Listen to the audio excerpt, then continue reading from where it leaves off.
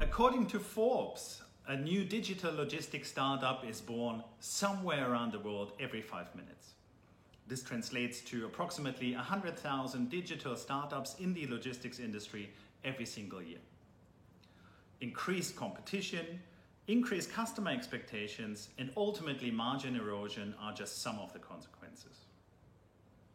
Buzzwords like big data, digitization, predictive algorithms, drone deliveries have dominated literally every single logistics conference I have attended over the last 5 years.